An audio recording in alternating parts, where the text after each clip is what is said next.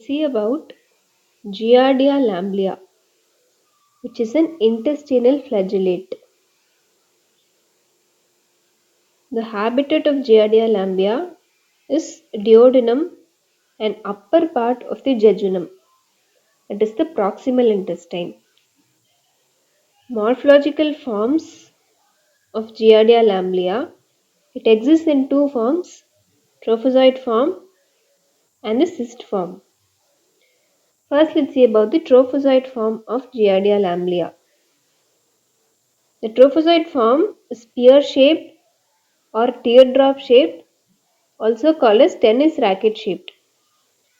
It is bilaterally symmetrical. It has one pair of nuclei, four pairs of flagella.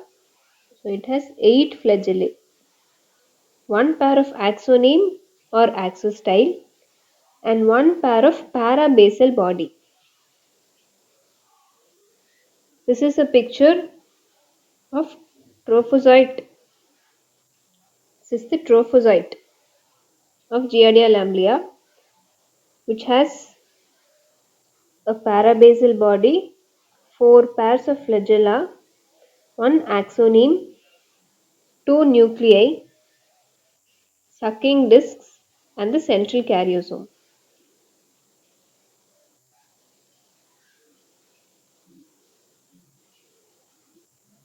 Coming to the cyst form of Giardia lamblia, the cyst is oval in shape and it has four nuclei, and the cyst is the infective form of Giardia lamblia to the definitive host, and it is also the diagnostic form.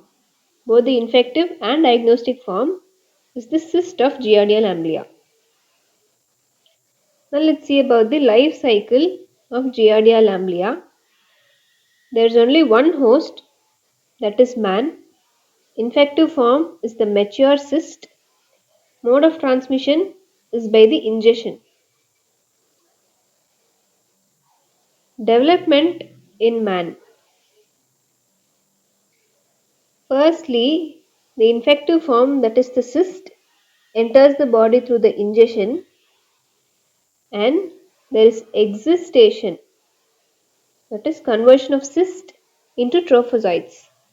This occurs in the small intestine, and two trophozoites are released in the small intestine.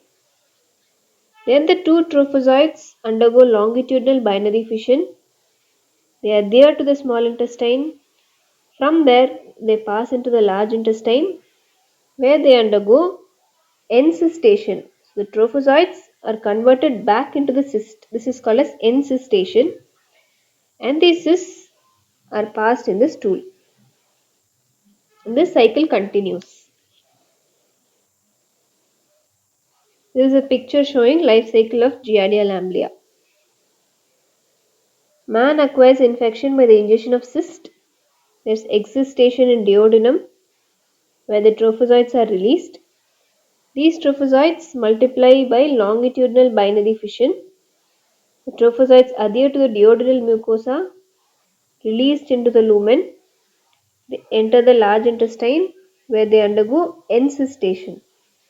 And these cysts are passed in feces. This is the life cycle of Giardia lamblia. Next is the pathogenicity. Infective dose is 10 to 25 cysts. Risk factors. Infection is more common in children and in poor hygienic conditions and immunodeficiency syndromes. The trophozoites adhere to the duodenum with the help of cysteine rich surface protein 136, that is CRP 136. As they adhere to the duodenum, they decrease the permeability, causing malabsorption. One of the most important features in the pathogenesis of Giardia lamblia is the malabsorption of fat, causing steatorrhea, excretion of fat in the stools. Also, there is lactate and xylose,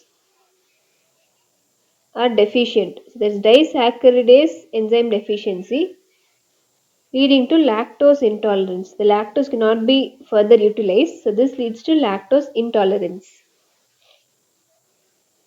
Also, there's deficiency of vitamin B12, folic acid, and protein. In case of protein, there is protein losing enteropathy. Antigenic variation is due to the presence of CRP136, cysteine rich protein 136. Clinical features: the patients can either be asymptomatic carriers or they can have acute giardiasis or chronic giardiasis. Acute giardiasis, incubation period of Giardia lamblia is 1 to 3 weeks, and the patient develops diarrhea, abdominal pain, bloating, belching, flatus, and vomiting. The diarrhea is foul smelling with the presence of fat and mucus, but there is no blood. So this is diarrhea, not dysentery.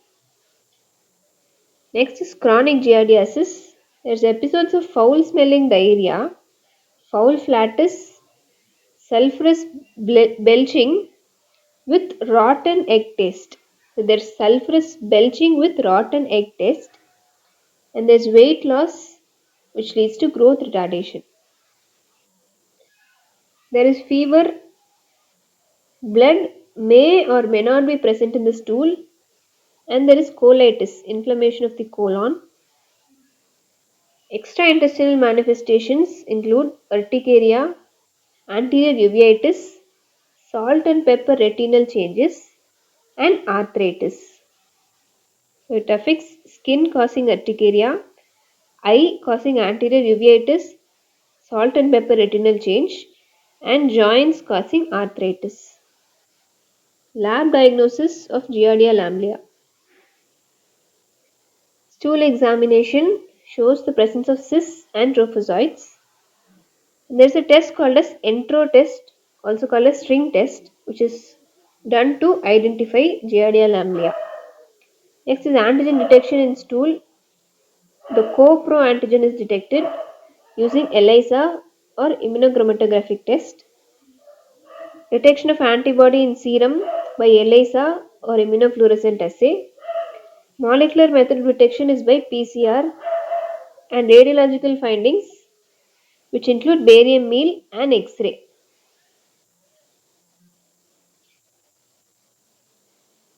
This is a picture showing the cysts of Giardia lamblia.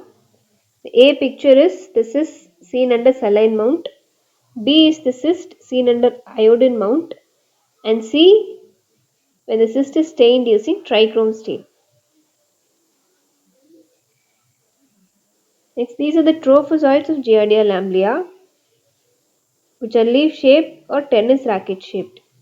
A is the saline mount view, B is the Giemsa stain view, and C is where it is stained using MIF, methiolate iodine formalin. Finally, the treatment of Giardia lamblia causing giardiasis. Metronidazole is used as treatment, 250 mg thrice a day for 5 days, or tinidazole 2 gram only once. Other treatments include nitazoxanide, which is an alternative treatment, furazolidone used as treatment in children, and paromomycin in case of pregnant women.